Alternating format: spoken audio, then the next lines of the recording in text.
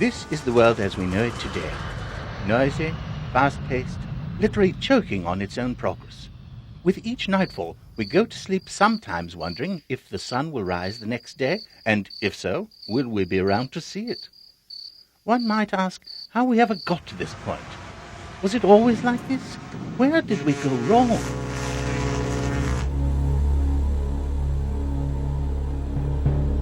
As always, the story begins long, long ago with a tremendous burst of energy. In the brilliant flash of light scientists call the Big Bang, the universe as we know it, from the smallest proton to the largest planet, came into being. An endless cloud of stellar debris stretched out across the infinite void called space. Eventually, these gases cooled and began to take shape, forming trillions of galaxies. In one galaxy, rather recently in the age of the universe, a particular star was born. Roughly 4.5 billion years ago, our sun cast its first rays on the swirling clouds of cosmic dust that would eventually form the planets of our solar system. As the Earth developed, life took root at the microscopic level. Percolating over billions of years, the chain of evolution began its long, tedious march toward an uncertain future. One might ask, what has evolution got to do with modern problems such as pollution, overpopulation, or the threat of nuclear disaster? The truth is that the web of life maintains a delicate balance where one man-made problem can quite often be traced to the attempted solution of another. For instance, 2/3 of the world is covered with water, a basic ingredient for life. Seawater supports ocean life. Fresh water supports all life on land. However, industrial waste is threatening the purity of all water on this planet.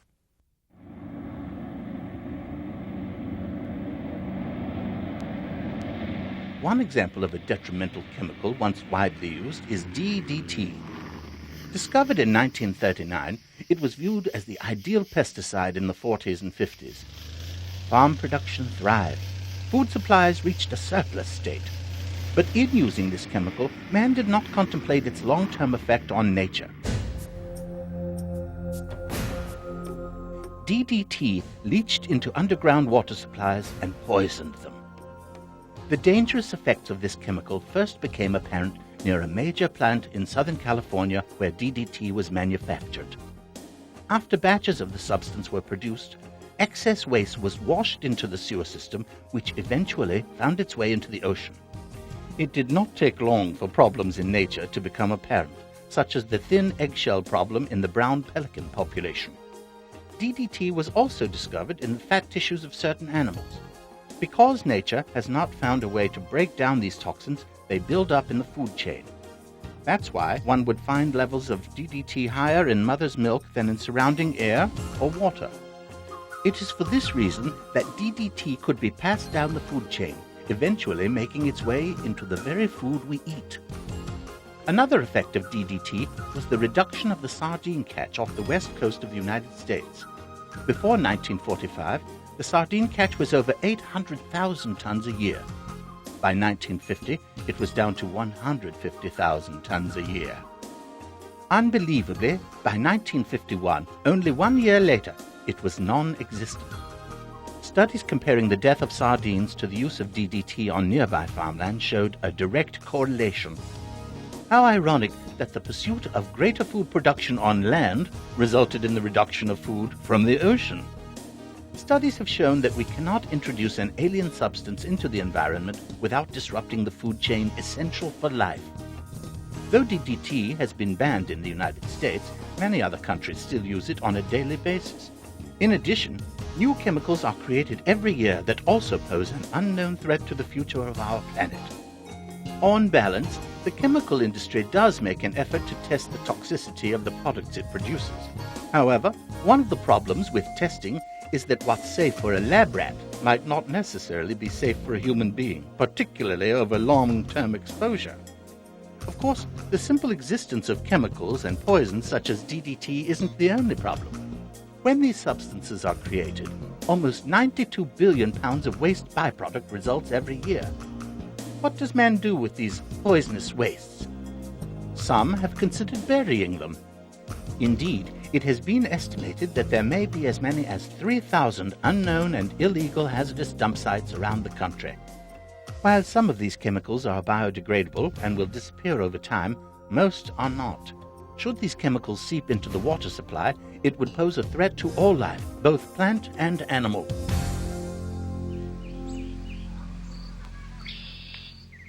Life as we know it today on planet Earth is the result of billions of years of evolutionary change.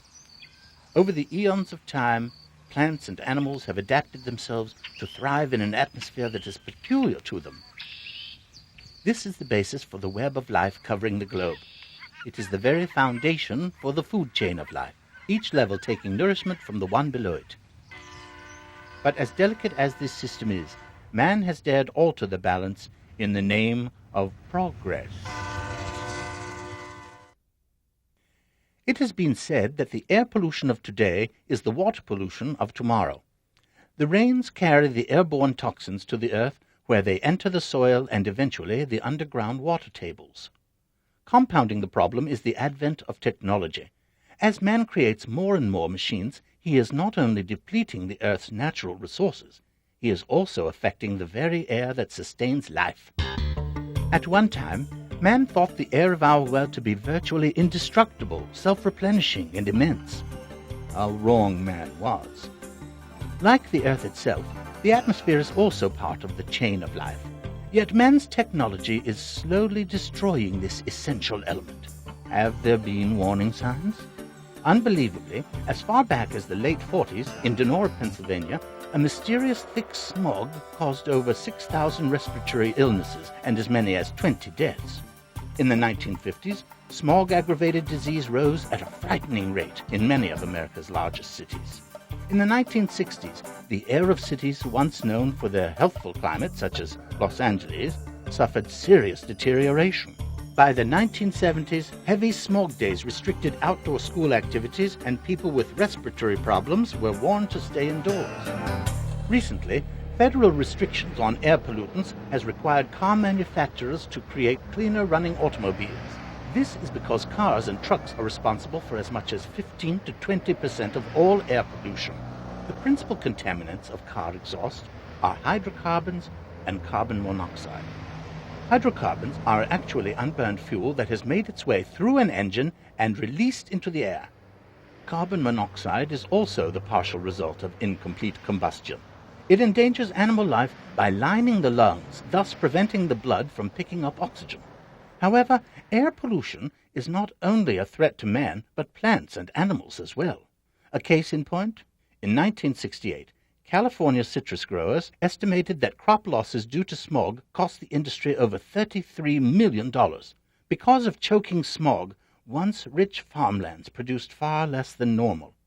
Of course, crops are not the only plant life affected by air pollution. The once abundant forests surrounding cities have also been adversely affected. The animals that depend on plants for nourishment either starve due to lack of food or are directly poisoned by contaminated vegetation.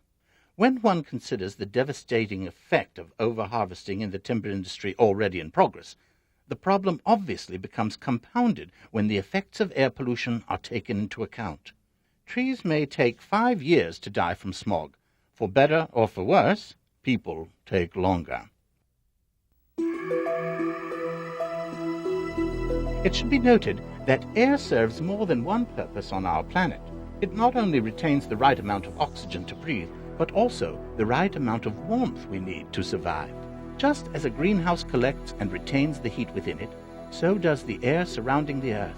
Strangely enough, carbon dioxide increases the heat retained in our atmosphere. The higher the carbon dioxide level, the greater the greenhouse effect. At the current rate, the carbon dioxide is building up in the lower atmosphere faster than it is getting dissipated into space. In cities, the mean annual temperature is 10 degrees hotter than surrounding rural areas. This increase in energy could result in a global temperature raise of as much as 1 to 3 degrees. While this might not sound like much, it is enough to start melting the polar ice caps. If the polar caps melt, the worldwide oceans will rise several hundred feet, endangering coastal populations the world over. In addition, weather patterns could change dramatically.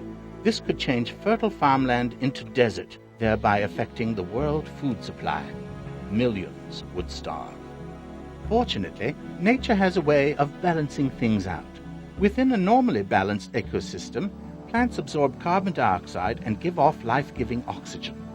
However, as we destroy these natural resources through logging or the clearing of land for the development of homes, subdivisions, and shopping malls, we alter the natural balance of nature's purification system, leaving more carbon dioxide in the air than normal.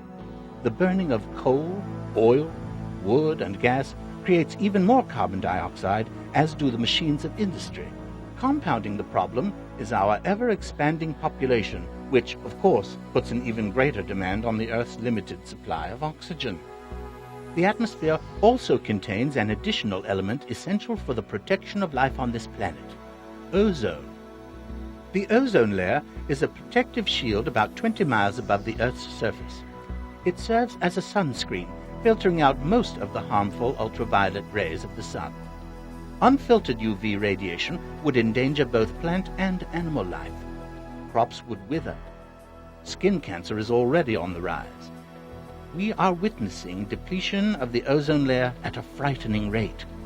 The ozone layer is very thin, and man-made chemicals such as fluorocarbons and freon have eaten away at it for years.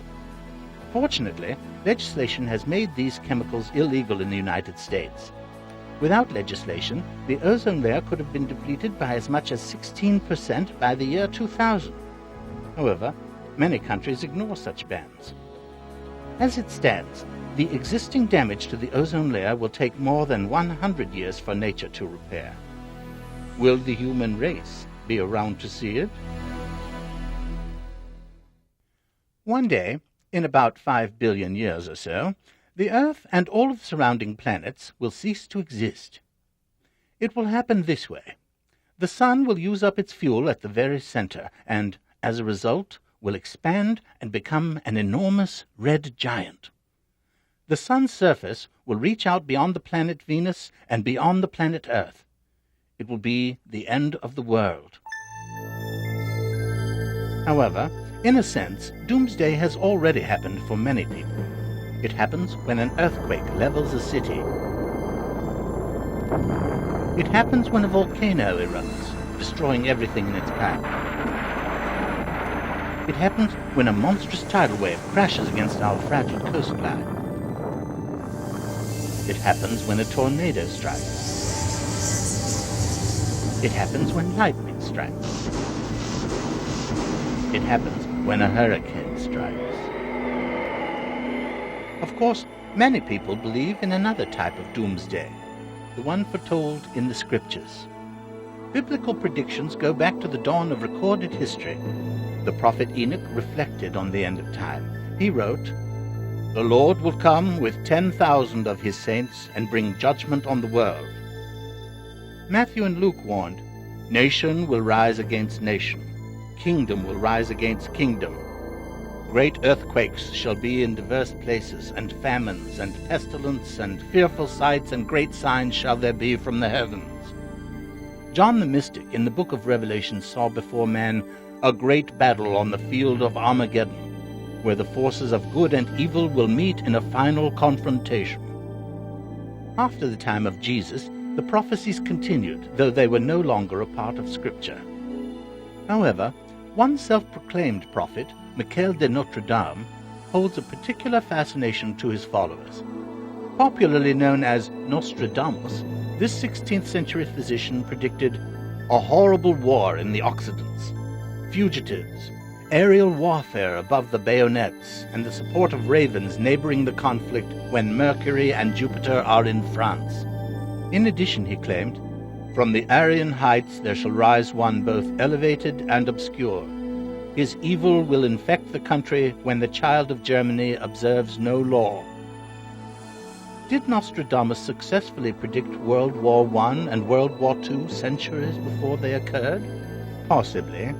But then again, he also predicted the end of the world in the year 1999. Likewise, scientists have made some questionable predictions about the future. In the late 70s, it was thought that by the year 2000, we will have pumped every drop of oil from every well on Earth. Such inaccuracies notwithstanding, the Industrial Revolution has marked a significant change in the way man lives. If we're not careful, it may yet play a significant role in the way man perishes as well. The dawn of industry changed society on all levels. Power-driven machinery replaced hand labor, factories sprang up across the world, tracks cut ruthlessly through natural landscapes. In his quest for more energy, man turned to what he thought was a limitless resource, the earth. Soon, coal had replaced wood in the furnaces and boilers of industry. What precious minerals did not lie on the earth's surface, man dug deep into the ground to retrieve. And so the cycle began. The demand for more energy sources escalated as a new mechanized society grew exponentially. The age of petroleum dawned in 1859 with the first commercially successful oil well near Titusville, Pennsylvania. Today, 200-foot steel giants replaced the 40-foot tall wooden derricks of 130 years ago. Heating oil, bottled gas, diesel fuel, and gasoline became additional sources of energy for man to consume. At one time, the Earth was thought to contain an inexhaustible supply of fossil fuel. Now we know better. Or do we? It has been noted that we, as a country, suffer less from an energy crisis than we do from a gluttony crisis. For instance, the United States accounts for less than 6% of the total world population. However, we consume more than 30% of the world's energy supply. In the 50s, tariffs were introduced to actually keep foreign oil out of the U.S. Now, we import more oil than we produce. What is the catalyst for such unreasonable behavior? The answer might be found in the sheer number of people clamoring for their share of a finite resource. 2,000 years ago, the world population was only 250 million. 1,000 years later, the total had only reached 275 million. Yet, less than 1,000 years later, in 1900, the world population had more than tripled to 1 billion people. Since then, it has tripled to more than 4 billion.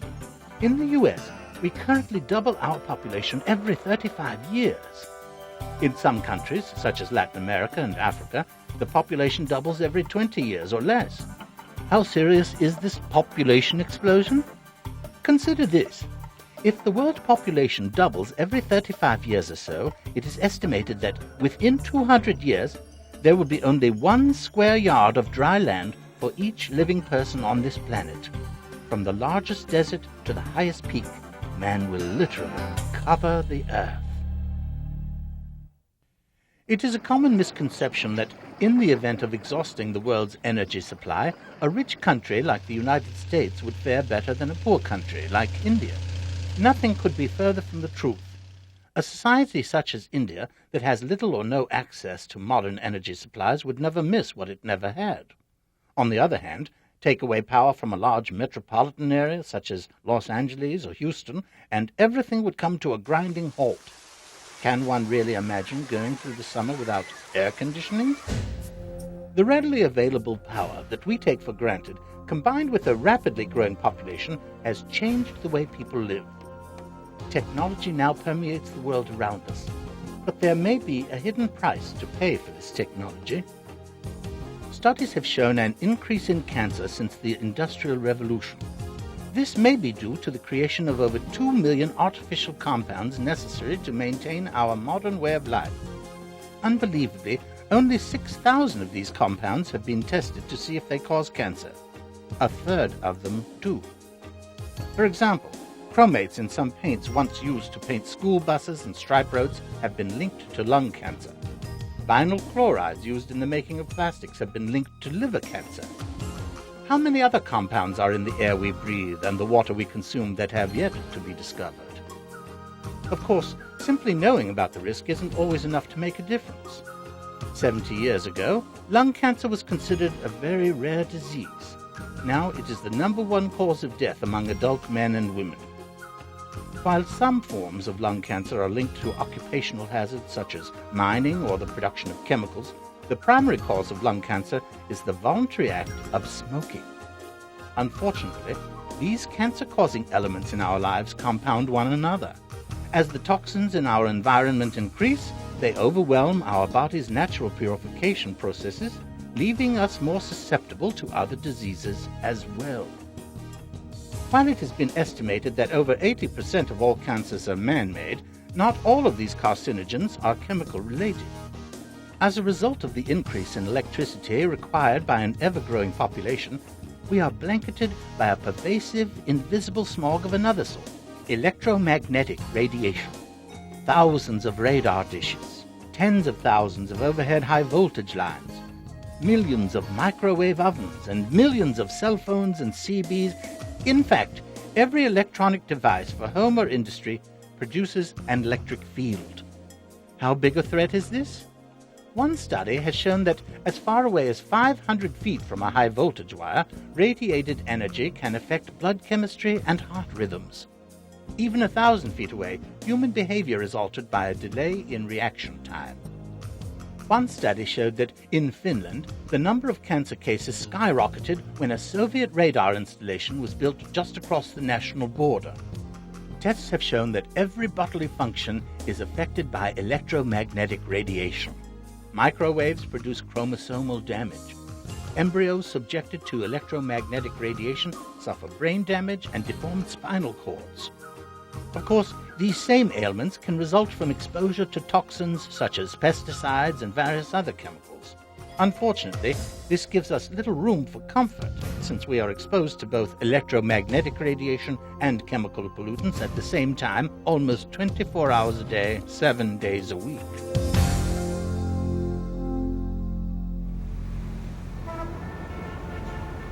Such worry about surviving in this modern world has taken its toll on society. The fast-paced lives we lead has created an unusual value system. Unlike our ancestors, we are now more concerned by how much we can consume than how much we can produce for the rest of society. The fall of past civilizations, such as the Roman Empire, illustrates the very real danger present in this belief system. This preoccupation with consuming more has resulted in a fictitious world of self-competition. Every day we score ourselves against yesterday or last year. Are we more successful? Did we make more money? Are we dressing better? Are we eating better? The stress of this never-ending competition has reached critical proportions. Between 1960 and 1976, the suicide rate rose 20% in the United States and has grown steadily since.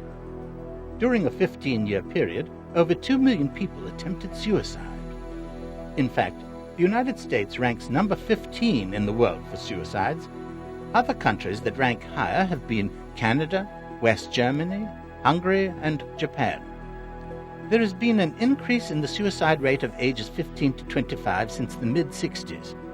Violence among teens has skyrocketed, as illustrated by gang warfare in inner cities and tragedies such as the 1999 mass killings by 2 teens in a high school in Littleton, Colorado. In 1978, the largest mass suicide known to men occurred in a place innocently called Jonestown. Over 1,000 men, women, and children died. Many have looked back on history and asked, how could this happen? But the simple truth is that throughout history, leaders have asked their citizens to sacrifice their lives or the lives of others in the name of security. However, as Benjamin Franklin once noted, anyone willing to give up liberty in exchange for safety deserves neither.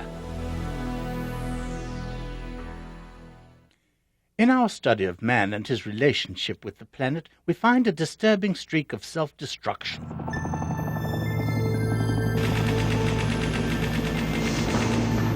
Where did this trait come from? Was man born with such aggression? Perhaps this path began thousands of years ago when primitive man first battled over food and territory. When the Romans conquered the then-known world, chariots and catapults were the instruments of destruction. In the 5th century, Rome fell to barbarian hordes and Europe sank into the Dark Ages. In the 12th century, the Western world was divided into feudal groups. Battles were frequent but small. The church dominated all thought. Ironically, some of history's greatest conflicts were pursued in the name of religion. With the discovery of the New World, the weapons of war took on new dimensions. the airplane further advanced the menacing technology of warfare. Then, man entered a new era of terrifying dimensions. Though technology changed the mechanics of war, the real progression was a societal change in the way people perceived acceptable battle. Once upon a time, it was army against army, soldier against soldier. Civilians and cities were always a safe distance from the actual battlefield. All that changed with the concept of strategic bombing. Now the real targets were the targets of air forces, and those targets were cities. Civilians, children, old people, innocents. By destroying them, you destroy the morale and their willingness to fight. Surprisingly, it was not Hitler that first initiated this policy, but rather the British. Because of its effectiveness, the United States joined them in Dresden and then Tokyo and elsewhere. Now it is standard military procedure. No longer were armies the primary targets of our efforts, but civilians. This removed one of the constraints civilization had built up that was shielding us from a human-induced doomsday scenario. As time went on, the mechanics of war became more efficient, but didn't really change the level of destruction that was possible to inflict. Then, in a blinding flash, things changed.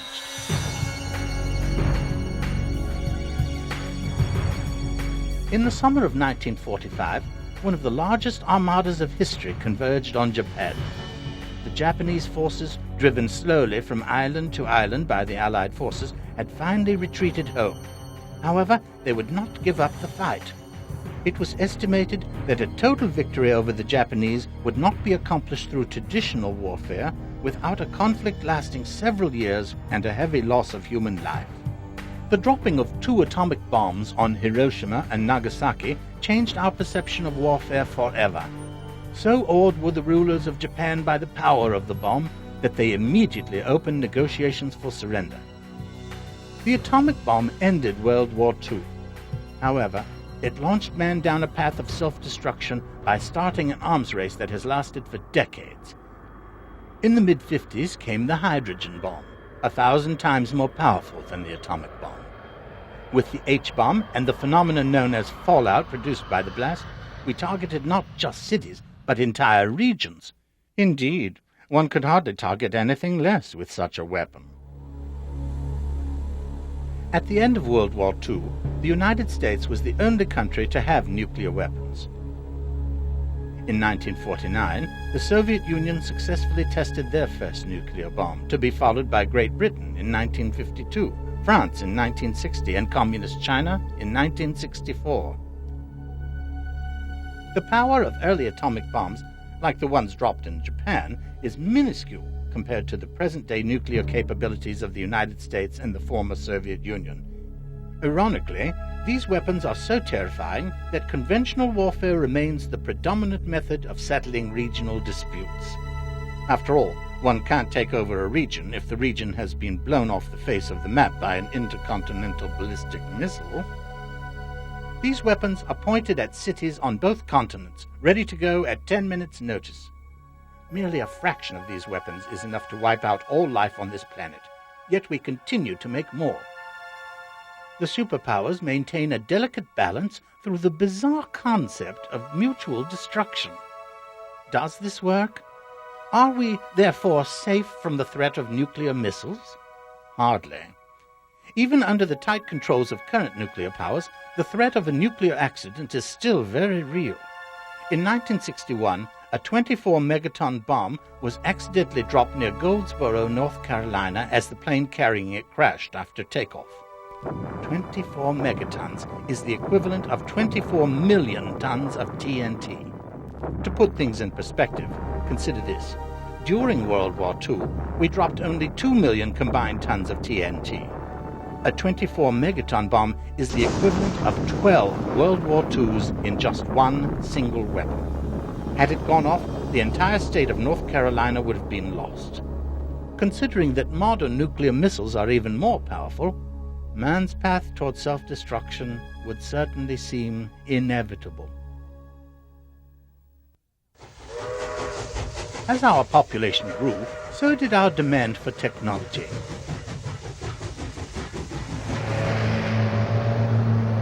This, in turn, put an even greater dependence on Earth's natural resources such as wood, coal, oil, and mineral.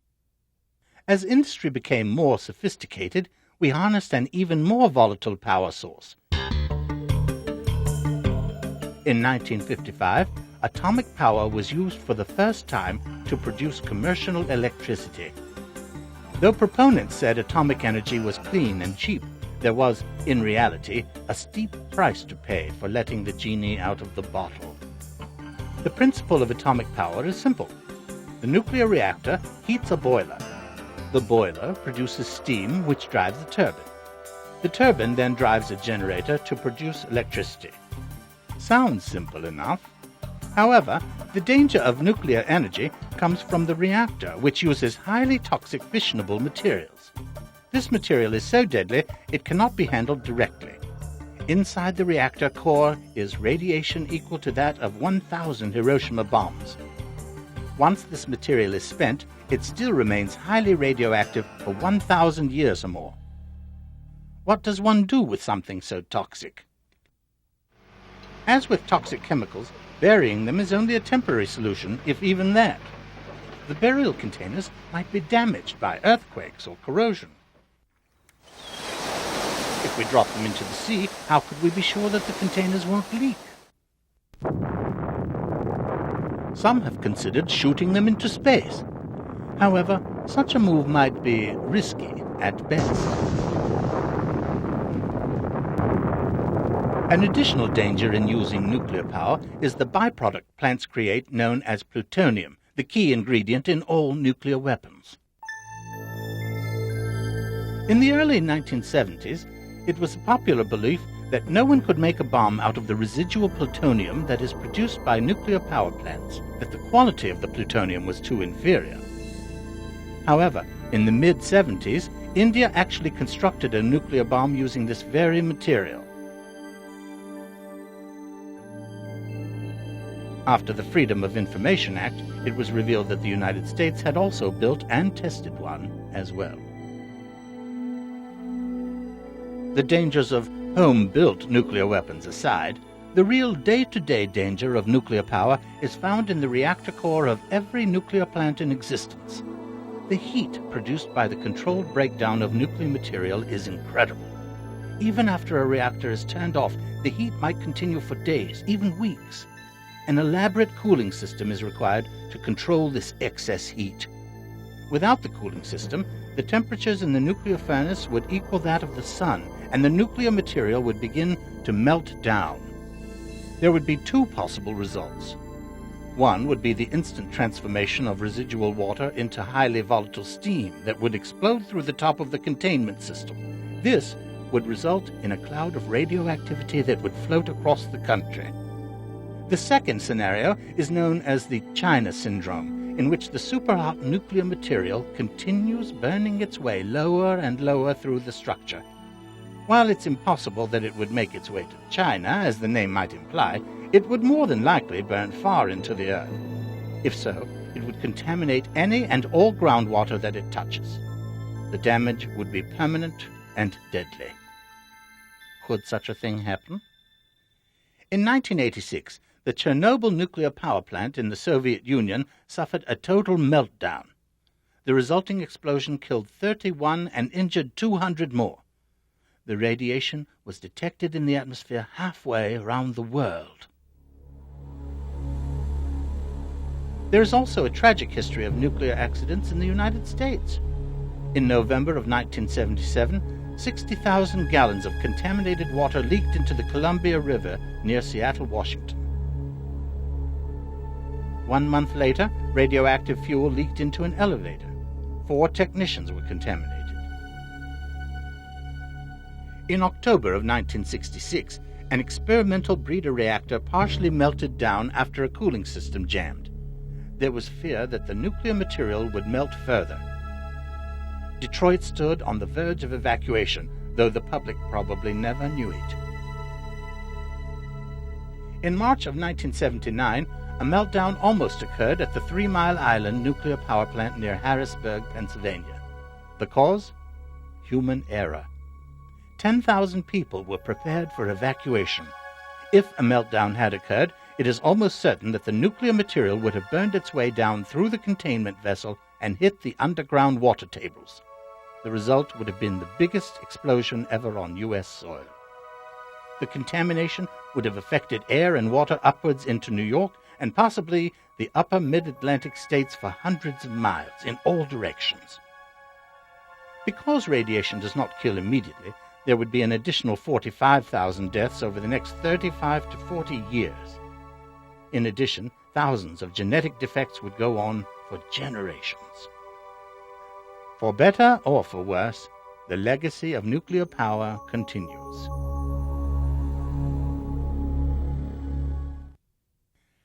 As we have seen, the use of nuclear energy poses one of the primary threats to the continued existence of mankind.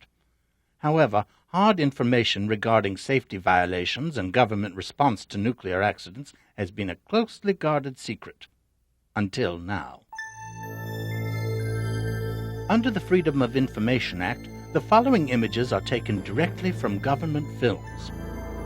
One of the worst nuclear disasters in U.S. history occurred in 1961, 40 miles outside Idaho Falls, Idaho. The location? The Atomic Energy Commission's National Reactor Test Facility. The reactor, known as SL-1, was intended to provide remote military installations with power and safe heat.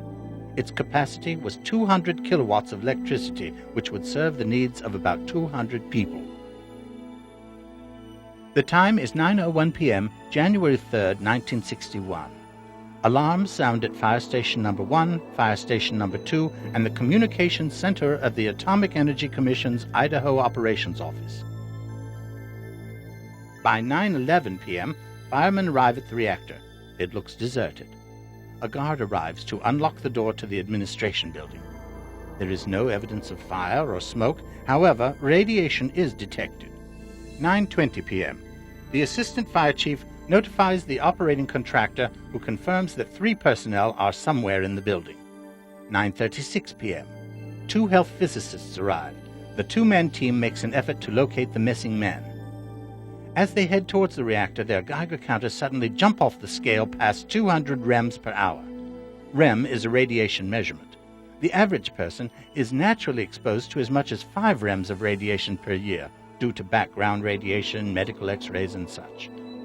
200 rems per hour translates to 40 years' worth of exposure in 1 hour.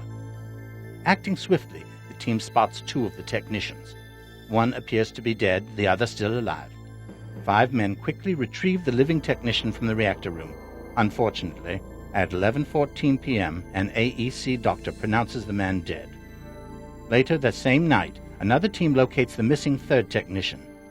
Lodged in the ceiling, he too is dead. Daybreak. The skies above the facility are monitored for radiation. The reactor building area must be surveyed from the ground, and all vehicles and ambulance equipment must be decontaminated as well. Medical checkups of emergency personnel must be carried out. The greatest precautions must be taken to protect personnel working in contaminated areas, including the use of face masks, radiation badges, 2 pairs of gloves, 2 pairs of shoe covers, and 2 sets of protective clothing. All openings in the garment must be taped shut to prevent leakage of contamination. January 4th. The teams work in 2-man relays. A 1-minute limit is imposed for all work in contaminated areas. The first team carries 1 body from the reactor room to the control room. The second team takes the body from the control room to the outside. January 5th. It is approximately 36 hours after the accident. Radiation checkpoints covering the entire SL-1 work area are monitored every 2 hours. Official photographers, accompanied by health physicists, enter the high radiation zones at the outer edge of the reactor. They will take pictures crucial to the removal of the 3rd man, still lodged in the ceiling. Working in areas with 500 rems, the equivalent of 100 years of exposure, the photographers are limited to only 30 seconds to do their job. Due to the intense radiation, it is decided to improvise a long mechanical arm to reach the freight doors of the reactor building in order to retrieve the third body. January 9th, 6 days after the accident. The remains are transported to a shielded facility for decontamination. The burial caskets are lined with lead sheeting to permit shipment. Ultimately, it is decided to create a burial ground specifically for the contaminated SL-1 reactor debris as well. 81,000 cubic feet of space is required. What caused the SL-1 accident? Subsequent analysis indicates the manual withdrawal of the central control rods beyond the specified limit. This action increased the temperature, rapidly converting water into steam. The steam pushed a slug of water upward from the core. As it struck the top of the reactor vessel, the vessel jumped 9 feet. The entire sequence of events took less than 4 seconds. Despite the abundance of available technology, it was human error that provided the fatal ingredient. Is nuclear power as cheap and safe as it was once promised to be? Certainly, to the families of the victims, the cost, in terms of human life, is already too great, regardless of the potential benefits. We live in a world that seems destined for premature oblivion. Can it be saved?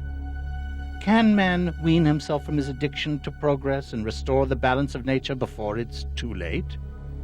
Or are we on a path of self-destruction that has been foretold long, long ago?